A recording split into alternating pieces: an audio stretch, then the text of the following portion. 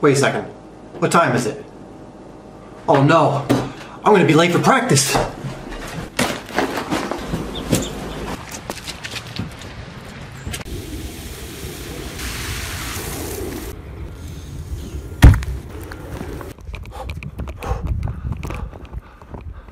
Wait, where is everyone?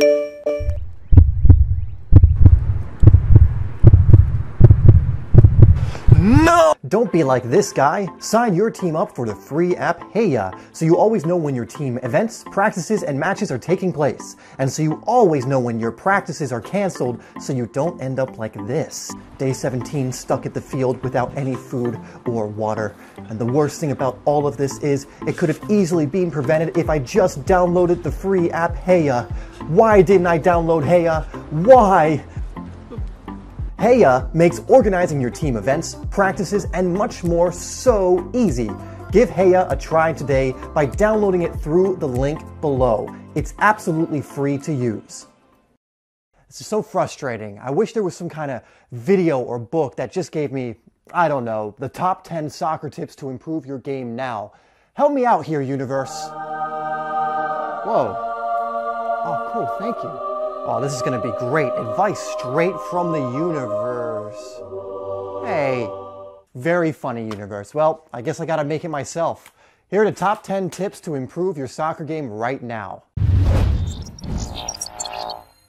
All right, guys, so number one is super important, and it's be consistent with whatever training you're doing. I mention this all the time, but it's so incredibly important because if you're losing your consistency, you're not building the momentum you need in order to improve quickly, rapidly, and over the long run. So the first tip is no matter what training you're doing, remain consistent. I like to say practice in some capacity every single day, but go with a schedule that works for you. Regardless of what it is, make sure you're staying consistent with that schedule, and if you are, you will absolutely see results, and you'll start building what's called momentum, which is really going to take your game to that next level. Next one, number two, is optimizing your training schedule. So now that you are being consistent with your schedule, you have kind of an idea of what you're good at and what needs some work. You need to identify everything from your strengths to your weaknesses so you can identify what you need to be working on. And that way you can optimize your training. Instead of just training all willy-nilly and training on everything, you can focus on the areas you need to be focusing on the most.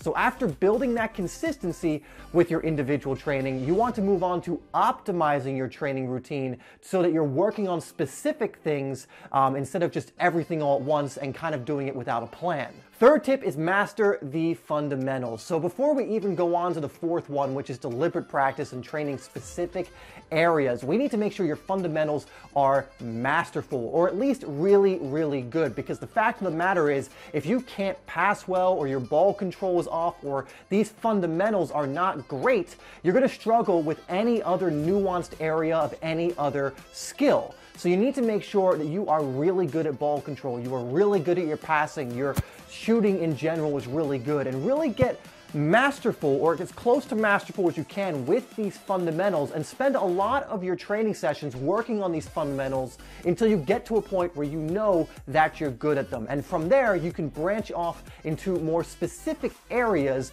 of the fundamental practices. Number four is implement deliberate practice. So now that you have the first three, you know to be consistent, you know to master the fundamentals and optimize your training by understanding what your weaknesses and your strengths are, we can start introducing what's called deliberate practice. This is where you're working on specific things you know will have a huge impact on your game. Now, how I like to do this is do it by position. So for example, I'm a striker, so I would look at my game and go, what are the areas I could deliberately focus on and practice on that are going to give me the most positive impact in matches? So I'll work on things, for example, like penetrating runs that will get me in behind the defense. But then I need to be good at my finishing, so I will deliberately practice on my finishing so that when I get a chance, I'm going to most likely score. So apply this to your position and figure out what are the things you can work on that are actually going to have an impact on your game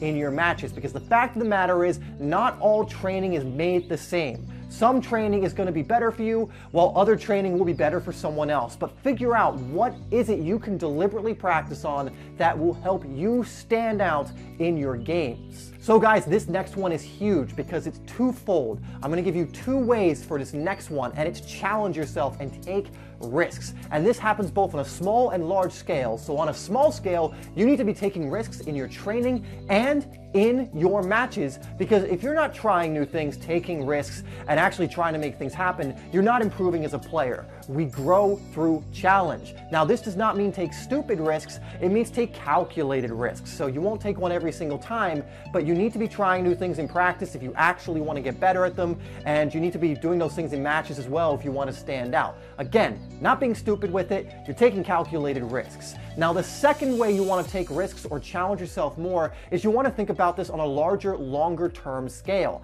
This means, what team are you playing on? Are you playing on a team where you are so obviously the best player, it's not even funny, it's so obvious, and you are obviously a big fish in a small pond? Well, it might be time to take yourself out of your comfort zone and try out for a better team. Are you practicing with players who just are not even close to your level? It's time to improve the challenge. Through challenge, you get into what's called flow state, which is essentially optimal state. It's the best state you can possibly be in when you play. But when you play with players who are not at your level, you tend to go through the motions, which means you're not pushing yourself to get better.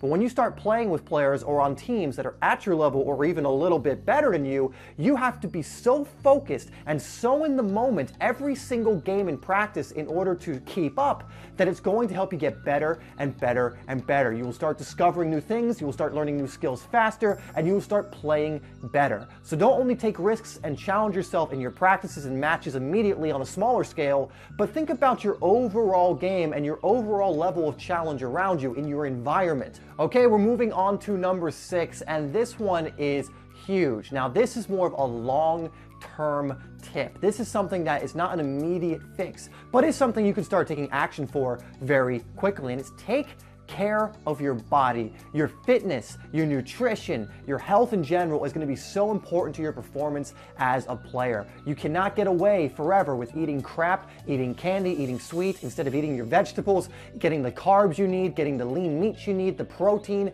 And if you start developing that habit, it's just going to hurt you in the long run. So look after your body now. It's going to pay off in the future. Make sure you are doing everything you can to get fit now. Make sure you're working on your strength now, doing all those things that are only going to serve you later on when other players have not put in the time to get good at these things and the discipline in order to work on these areas. You have, and it's going to pay off in the long run. So take care of your body in all aspects and make sure you're doing the work you need to do and getting the discipline you need or developing the discipline you need in order to develop your body to a point where it's very healthy and ready to play football at a high level. Number 7 is be a learner. Do not be that player who thinks they know it all and is superior to others. You know, that is the worst type of player. It's the type of player that really makes it nowhere. Be the type of player who always wants to learn from your coaches, wants to learn from other players. You know, if you're watching videos like this, I'm assuming you already are a learner,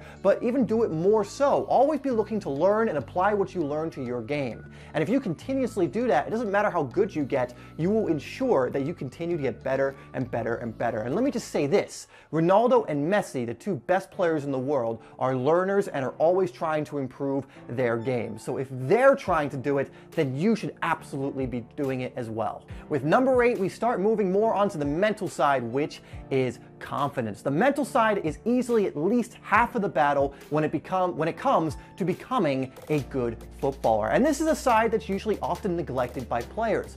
Be working on your confidence, be working on the mental side, and I have many videos that can help you with this, but make sure you are actively working on this side as much as the physical side of the game. Because the fact of the matter is, it doesn't matter how strong you are, how fast you are, how much skill you have, if you don't believe in yourself and you don't believe in your ability to overcome setbacks, circumstances, roadblocks, whatever it is, then you're going to struggle to display the skills, the strength, the speed that you have been working on. So make sure you're working on your confidence, and if you get to the point where you're an incredibly confident person who has great self-belief, then you are going to start playing so much better Number 9 is one that helped me learn so much about how to play and how to read the game and just, generally a lot about the game. And it's analyzing top-level pro matches, World Cup, Champions League, Premier League, La Liga, Germany, German Bundesliga. It doesn't matter what it is. If it's high level, start analyzing these matches. You'll start to notice patterns. You'll start to notice the mistakes that players make and what they could have done differently. You'll start to notice what they did well, and you'll start to notice why they did what they did.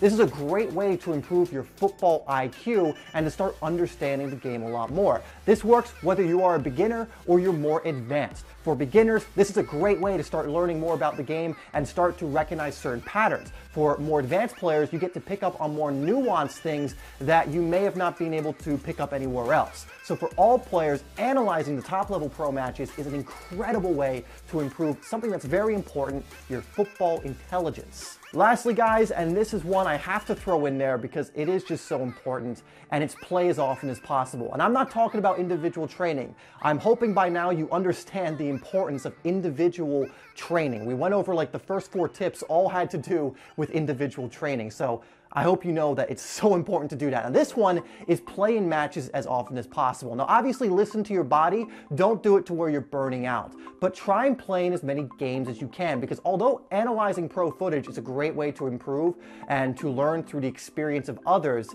your own experience in match situations is what's going to help you read the game the most. Nothing beats actual match experience. All right, guys, I hope you enjoyed this video. I definitely enjoyed creating it, so let me know what you think down below. And if you like videos of this nature and if I should make more, definitely check out the sponsor of this video, Haya, which is down below. It's an incredible free app. It's absolutely free to use, so definitely just check it out down in that link below. I'm on there, and I absolutely love this app. Please like and share this video if you enjoyed the content. Let me know what you think down in the comments below. Like I said, I will put 2 other videos up on the screen now so you can continue to learn and improve your game, which is exactly what I want for you. And I will see you in the next video.